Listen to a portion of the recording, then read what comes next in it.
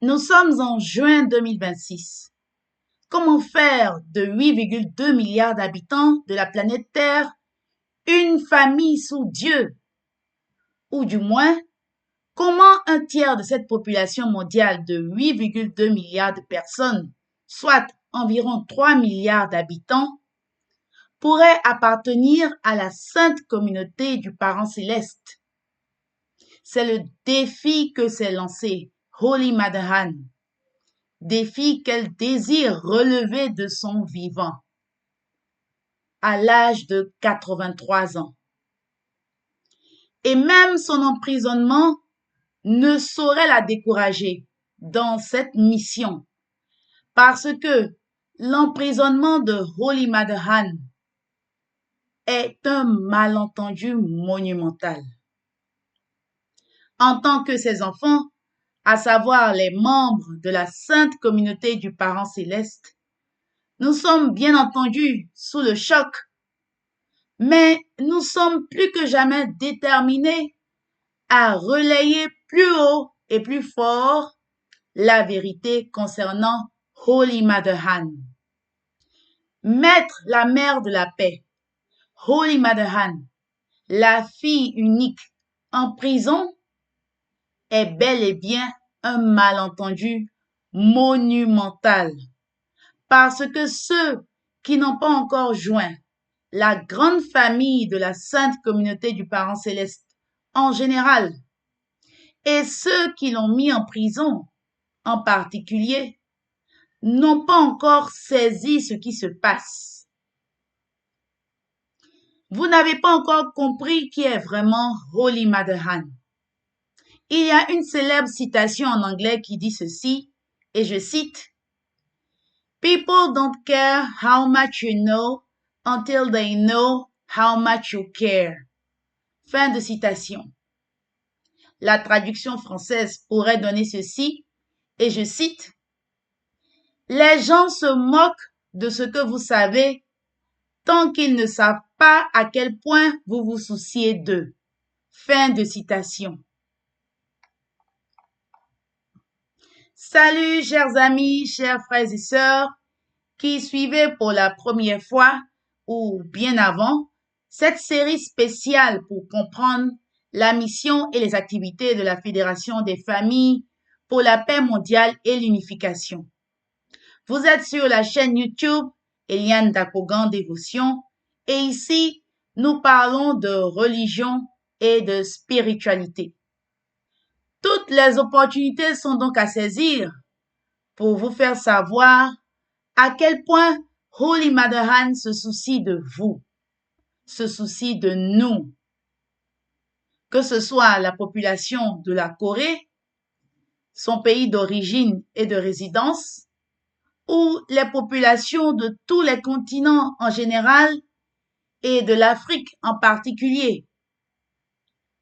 Le 1er décembre de l'année dernière, 2025, lors de sa première comparution au tribunal à Séoul, dans le cadre du procès intenté contre elle, Holy Mother Han a eu droit à une prise de parole pour se défendre. En quelques petites minutes, elle a résumé tout le parcours de sa vie qui contraste avec le malentendu dont elle est victime. Voici une traduction française de sa déclaration et je cite, "Pendant plus de 80 ans, j'ai œuvré pour le rêve de servir le Créateur, le Parent céleste, sur la terre.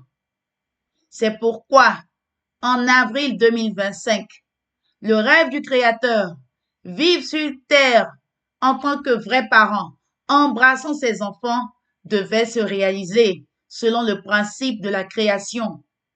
Fort de cette conviction, j'ai consacré ma vie entière à l'accomplissement de ce rêve et j'ai pris la résolution de bâtir un palais où le Créateur pourrait demeurer.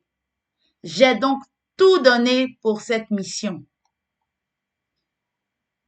Je ne me suis jamais intéressée à la politique de ce pays. Jamais de ma vie.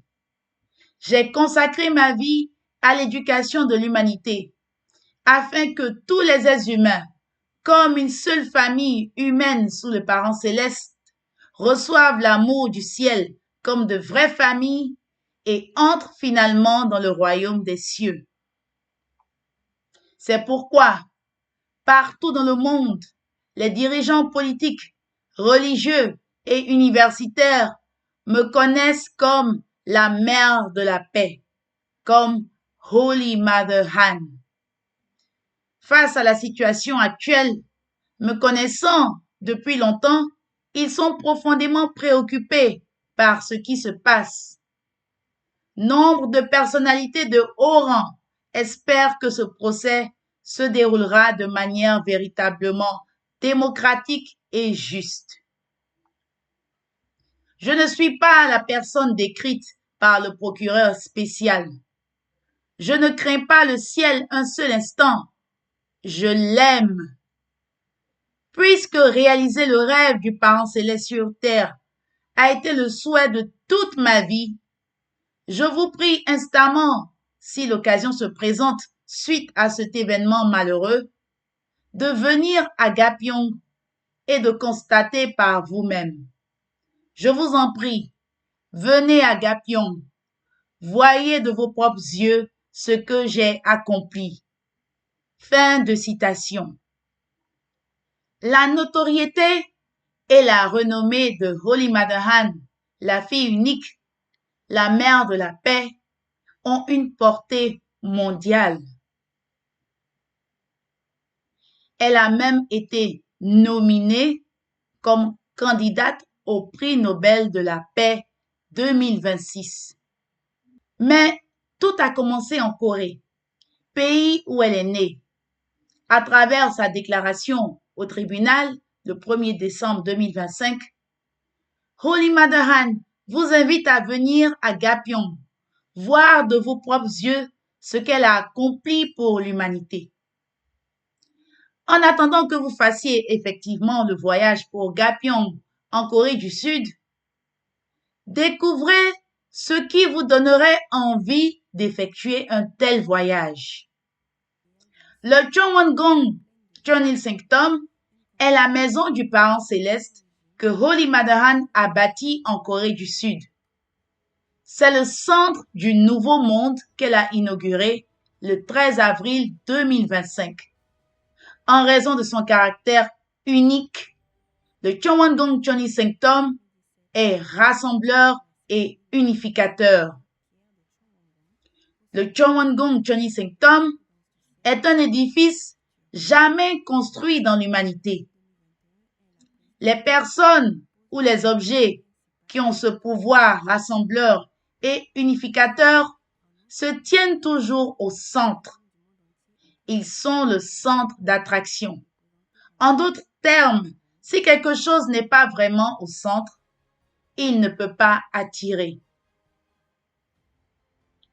Mais s'il existe un lieu si important pour l'humanité, pourquoi il ne fait pas la une des médias partout dans le monde? Pourquoi il n'est pas le sujet de conversation dans les foyers, les lieux de travail et autres lieux de rencontre et de rassemblement? Le Chongwon-gong Cheonil Sanctum est le centre du royaume de Dieu, le Parent céleste, sur la terre.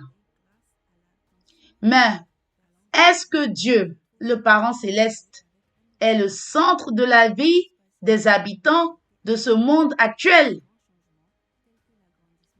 Ceux qui aspirent au royaume de Dieu ou au royaume des cieux sur la terre font de Dieu, le Parent céleste, le centre de leur vie sur terre. En tant que membres de la sainte communauté du Parent céleste, ils épousent par exemple les aspirations suivantes.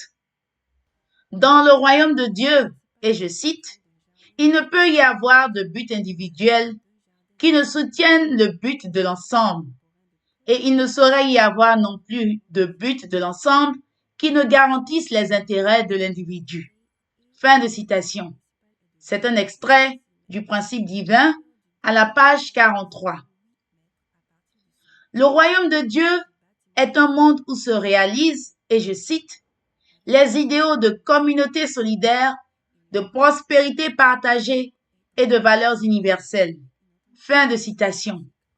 C'est un extrait du Principe divin à la page 428. Le royaume de Dieu est, je cite, une grande famille unissant le ciel et la terre afin d'établir un monde de liberté, de paix, d'unité et de bonheur. Fin de citation. C'est un extrait de La promesse des familles numéro 4.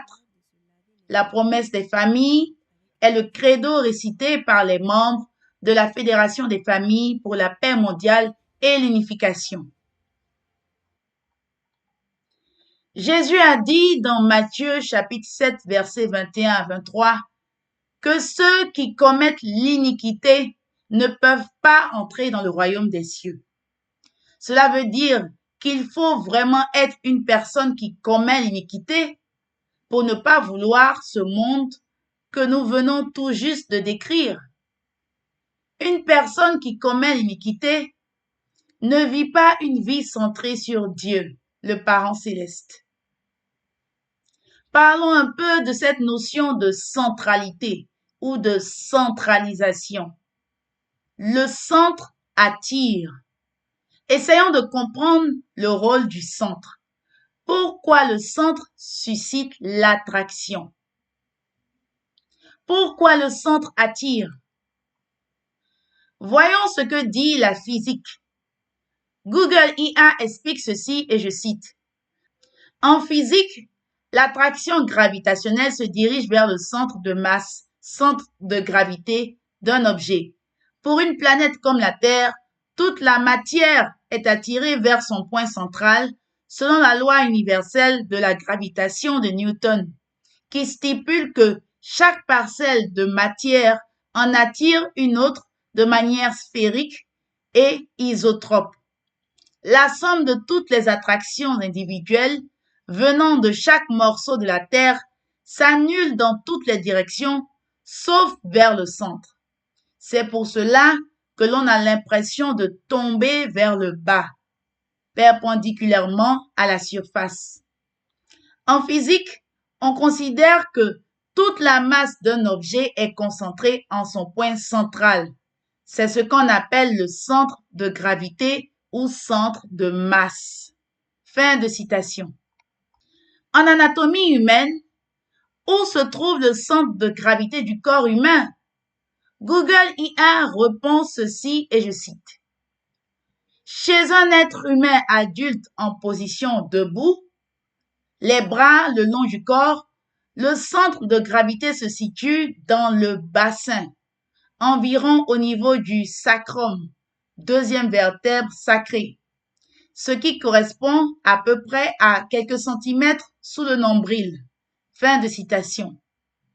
Le bassin ou encore le nombril sont des endroits assez significatifs pour être le centre de gravité du corps humain.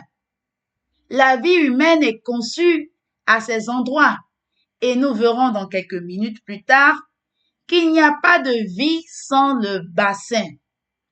Et même le péché originel a pris racine à cet endroit. Allons aussi en astronomie pour comprendre.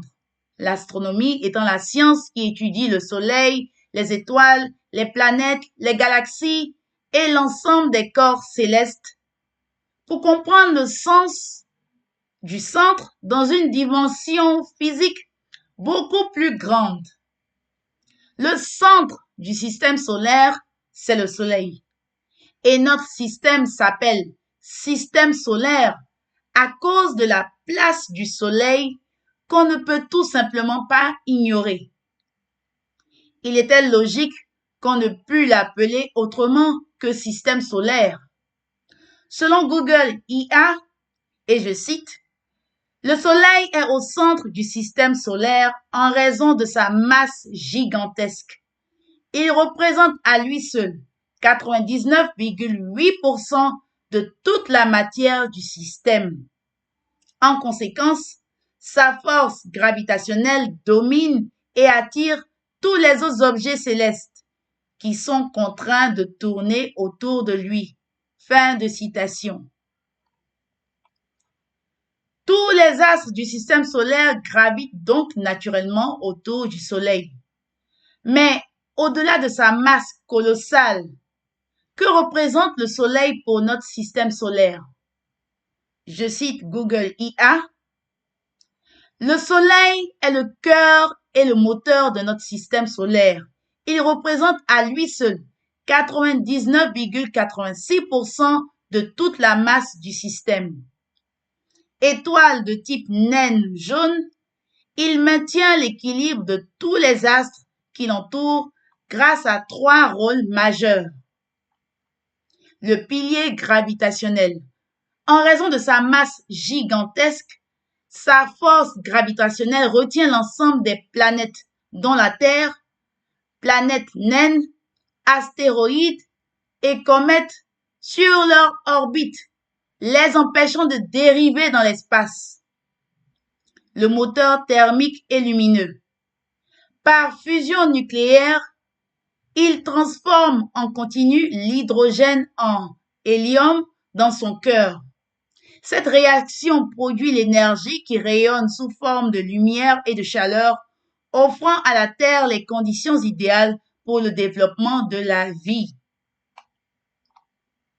Le bouclier protecteur. Son champ magnétique s'étend très loin dans l'espace, formant l'héliosphère.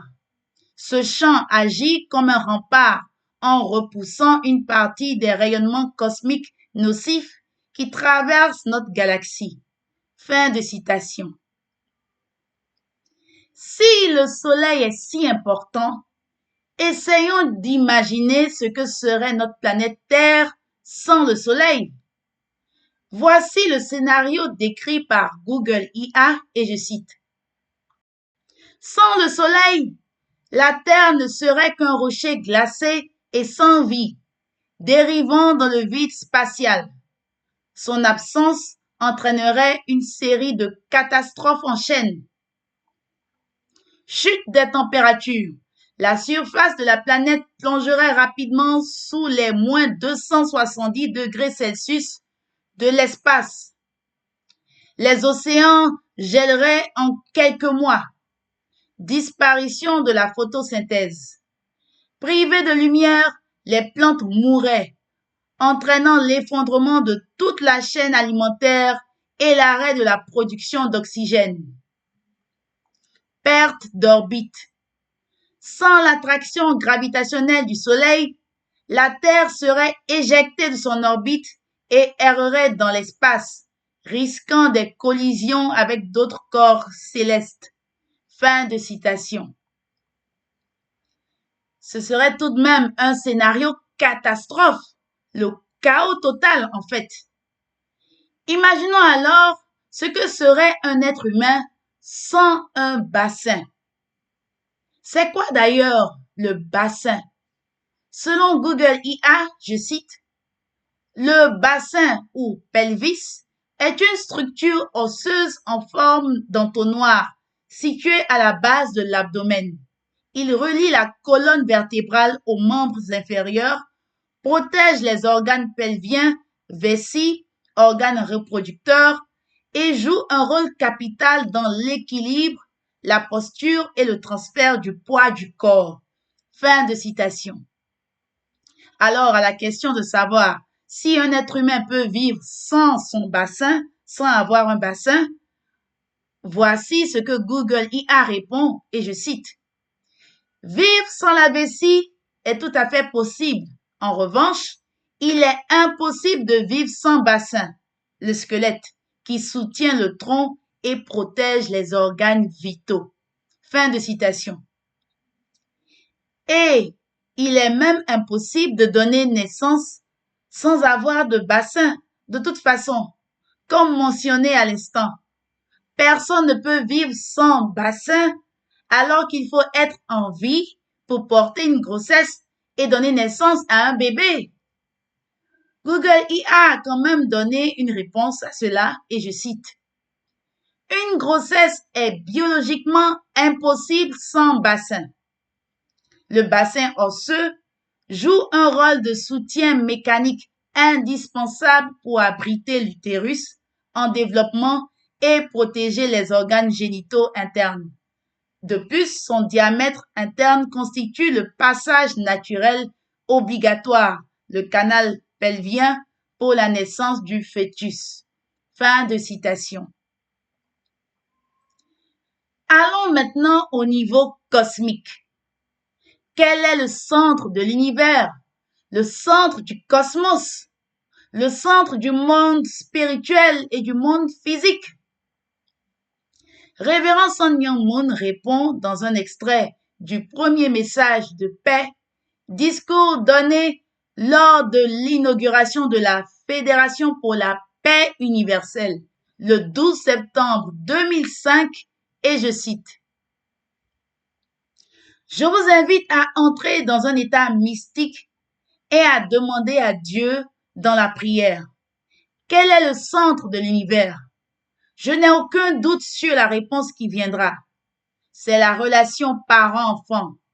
Rien n'est plus important ou plus précieux que le lien entre parents et enfants, parce que c'est la relation fondamentale entre Dieu le Créateur et les êtres humains. » Fin de citation. On comprend alors pourquoi le centre attire. Parce que c'est au centre que se trouve notre raison d'être. C'est dire à quel point le centre est toujours ce qu'il y a de plus important, que ce soit sur le corps humain, dans l'espace ou dans l'univers. Le royaume de Dieu, ou royaume des cieux, est un leurre ou une illusion pour ceux qui ne croient pas en Dieu, Dieu le Parent céleste. Le royaume de Dieu ou royaume des cieux est quelque chose de seulement intérieur ou lointain pour de nombreux croyants. Mais le royaume de Dieu ou royaume des cieux, c'est l'aspiration profonde de chaque être humain créé à l'image et à la ressemblance de Dieu, qu'il s'en rende compte ou pas. C'est une question de sensibilité spirituelle, et la sensibilité spirituelle est à plusieurs niveaux. Dieu nous a créés à son image et à sa ressemblance parce que nous sommes ses enfants. Dans la relation parent-enfant, les enfants sont à l'image et à la ressemblance de leurs parents. Dieu est notre parent céleste, le Père céleste et la Mère céleste, et nous sommes ses enfants, ses fils et ses filles. Le royaume de Dieu auquel nous aspirons tous est la restauration du jardin d'Éden perdu à cause de la chute de nos premiers ancêtres, Adam et Ève. Toujours pour faire référence à la notion de centre, il est écrit ceci dans Genèse chapitre 2 verset 9, et je cite: « L'Éternel Dieu fit pousser du sol des arbres de toute espèce, agréables à voir et bons à manger, et l'arbre de la vie au milieu du jardin, et l'arbre de la connaissance du bien et du mal. » Fin de citation. Le milieu du jardin, c'est le centre du jardin. Et c'est quand le milieu ou le centre du jardin d'Éden a été souillé que le chaos est apparu dans le monde. Donc, quand on parle du royaume de Dieu, il s'agit du retour à notre origine, l'environnement où nous sommes censés vivre originellement. Nous y vivons avec Dieu, notre parent céleste. Tout comme le soleil est le centre du système solaire, Dieu est le centre du royaume de Dieu. C'est un environnement céleste, c'est-à-dire un environnement centré sur Dieu, le parent céleste. Et cet environnement commence sur la terre. Et notre quête spirituelle à travers les religions que nous pratiquons vise justement à aiguiser notre sensibilité spirituelle à la notion du royaume de Dieu sur la terre et dans le monde spirituel. Mais alors, où exactement sur la planète Terre se trouve le royaume de Dieu? Jésus avait dit dans Luc chapitre 17, verset 21, et je cite, « On ne dira point, il est ici ou il est là, car voici, le royaume de Dieu est au milieu de vous. » Fin de citation. Alors, le royaume de Dieu, c'est une personne, un lieu ou une idéologie? Le royaume de Dieu doit être assez particulier et significatif, avec la capacité de jouer un rôle central comme le soleil pour le système solaire. C'est la réponse à cette question centrale qui permettra de résoudre tous les problèmes de ce monde en plein chaos, car ayant visiblement perdu son centre. Voici ce à quoi ressemble notre monde qui n'est pas aligné à son centre, justement. Comme le rappellent les vrais parents dans le Cheonsong-gyeong, Anthologie de l'enseignement des vrais parents, le paragraphe 1 à la page 1442, et je cite, « Même en ce moment, chaque année, la guerre, la famine et les désastres naturels qui surgissent de partout dévorent des vies innocentes par dizaines de milliers. Où que l'on se tourne, du niveau individuel au niveau collectif, que ce soit vers la religion, la politique, l'éducation, la culture ou l'idéologie, les gens sont profondément embourbés dans le marécage de l'égocentrisme et élèvent des murs autour d'eux. Dans le monde actuel, qui va à sa ruine, la vraie communication est brisée. En définitive, les problèmes qui affligent l'humanité ne peuvent se résoudre que par la vision selon laquelle le monde est une famille unie en Dieu, c'est-à-dire par les enseignements de l'amour vrai, que mon épouse et moi-même, les vrais parents, avons appris du ciel et avons enseigné et incarné dans nos vies. C'est le seul moyen qu'a l'humanité de trouver le chemin de la paix et du bonheur. Fin de citation. Les vrais parents sont venus rassembler et unir toute l'humanité comme une seule famille sous Dieu. Parce que l'humanité ne peut pas retrouver la paix tant que l'humanité n'a pas retrouvé son centre, son véritable centre, qui est Dieu, le Parent céleste. Alors, quel endroit sur la terre peut remplir un tel critère de rassemblement de l'humanité comme une famille sous Dieu? Est-ce un endroit supérieur aux autres endroits sur la terre? Non, pas du tout. En fait, le complexe de supériorité a emmené des religions, des cultures, des races, des nationalités ou encore des tribus à se croire supérieurs aux autres. Et d'un autre côté, cela a créé le complexe d'infériorité, amenant des êtres humains à se considérer inférieurs à d'autres. Et pourtant, nous sommes tous égaux devant Dieu le Créateur et Parent céleste. Après de nombreux centenaires et millénaires de conflits, le 10 décembre 1948, 3 ans après la fin de la Seconde Guerre mondiale, l'Assemblée générale des Nations unies a adopté la Déclaration universelle des droits de l'homme, dont l'article 1er stipule ceci, et je cite, « Tous les êtres humains naissent libres et égaux en dignité et en droit. Ils sont doués de raison et de conscience et doivent agir les uns envers les autres dans un esprit de fraternité. » Fin de citation. Malgré cet article premier de la Déclaration universelle des droits de l'homme, les complexes de supériorité et les complexes d'infériorité ont continué à persister entre les peuples et les nations dans le monde entier jusqu'à nos jours. Pourquoi?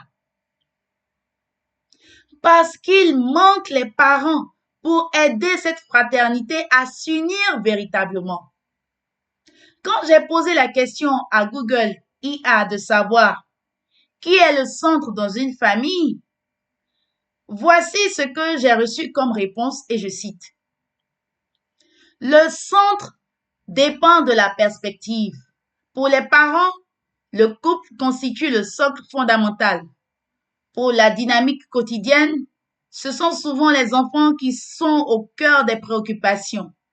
Dans la fratrie, l'attention glisse naturellement entre l'aîné, le cadet, souvent qualifié d'enfant du milieu, et le benjamin. Fin de citation.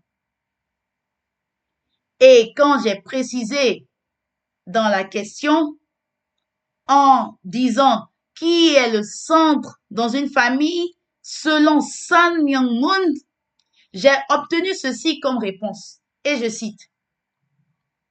Selon Sun Myung Moon, Dieu est le centre absolu de toute famille idéale. Dans cette vision de l'Église de l'unification, les parents occupent une position verticale en tant que représentants de Dieu, guidant leurs enfants pour fonder une lignée pure et sans péché. Les principes fondamentaux de cette structure familiale s'articulent autour de plusieurs piliers. Dieu au centre. Il est le point d'ancrage et la force unificatrice du couple et du foyer. Dieu au centre. Il est le point d'ancrage et la force unificatrice du couple et du foyer. Les vrais parents.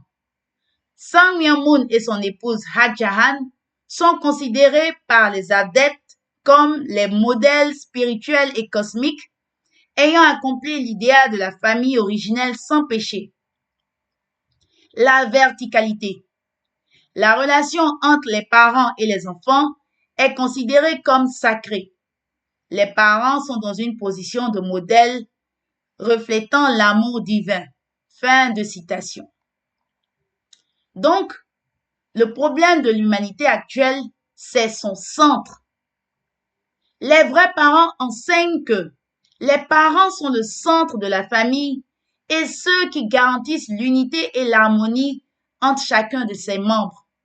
C'est pourquoi, quand les premiers parents de l'humanité, Adam et Ève, ont failli à devenir de vrais parents, il y a eu le premier fratricide dans cette famille. Le grand frère Caïn a tué le petit frère Abel. Donc, les conflits entre frères et sœurs ont commencé à l'origine quand l'humanité a perdu son centre. Les seuls êtres humains qui peuvent vraiment reconnaître que les êtres humains naissent libres et égaux et en dignité et en droit sont ceux-là qui constituent le centre de l'harmonie et de la paix entre tous les êtres humains, car ils ne font aucune discrimination entre les êtres humains. Ce ne sont pas des personnes qui se croient supérieures ou inférieures aux autres êtres humains, mais ce sont tout simplement les vrais parents longtemps attendus par l'humanité. Seuls de véritables parents ont un pouvoir rassembleur et unificateur. Et c'est ce rôle que jouent les vrais parents du ciel, de la terre et de l'humanité, à savoir révérend Sun Myung Moon et Dr. Ha Jahan. Les vrais parents sont le centre de l'amour de Dieu, le parent céleste, sur la terre, parmi les êtres humains. Et c'est à partir des vrais parents que l'amour de Dieu se répand partout sur la terre et dans tout l'univers. Aujourd'hui, la personne de Holy Mother, Dr. Ha Jahan, représente les vrais parents du ciel, de la terre et de l'humanité. Les vrais parents sont sur la terre et c'est à partir d'un lieu précis sur la terre qu'ils dispensent l'amour de Dieu, le parent céleste, au monde entier. Et ce lieu, c'est le Chongwon-gung Chonil Sanctum. Et le Chongwon-gung Chonil Sanctum, ou sanctuaire de l'unité du palais du jardin céleste, se situe dans le comté de Gapyeong, en Corée du Sud. C'est pourquoi lors de sa déclaration au tribunal le 1er décembre 2025, Holy Madahan a demandé au procureur spécial et au juge, ainsi qu'à tout le monde, de se rendre à Gapion pour voir de leurs propres yeux ce qu'elle a accompli.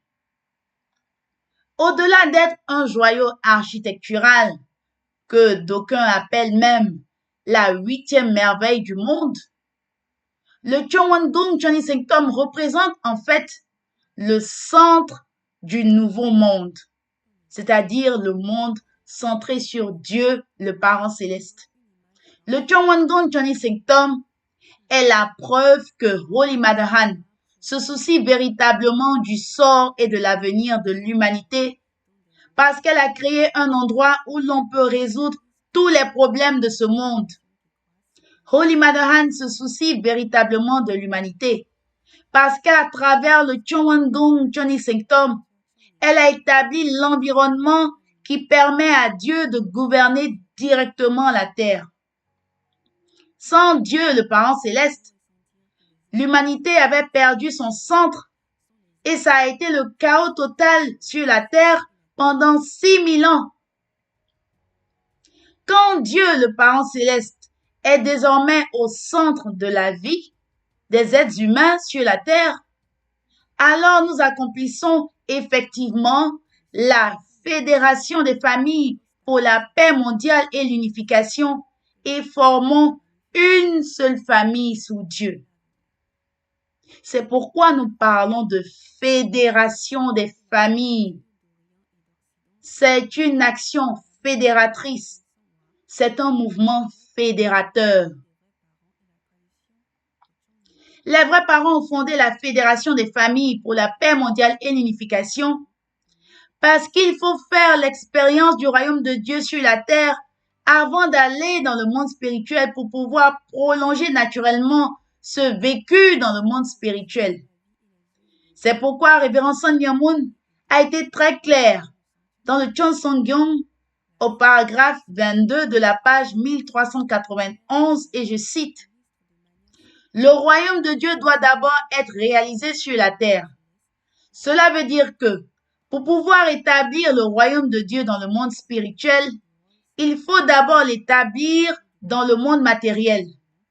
Le ciel n'est donc pas un monde situé dans l'espace, à l'autre bout de la galaxie, ni un sous-produit de l'imagination qui n'a d'existence que dans le cerveau humain.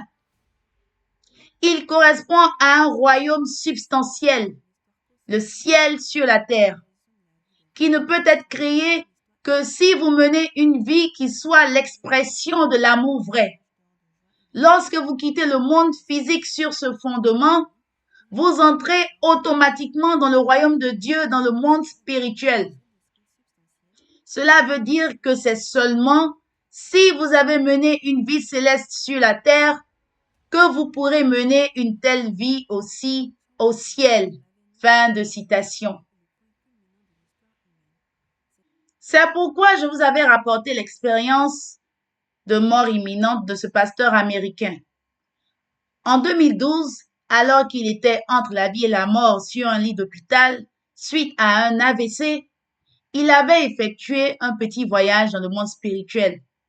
Et un ange qui accompagnait ce pasteur américain s'est arrêté avec lui juste devant la plus grande lumière en lui disant qu'il ne pouvait pas aller au ciel, c'est-à-dire au royaume des cieux.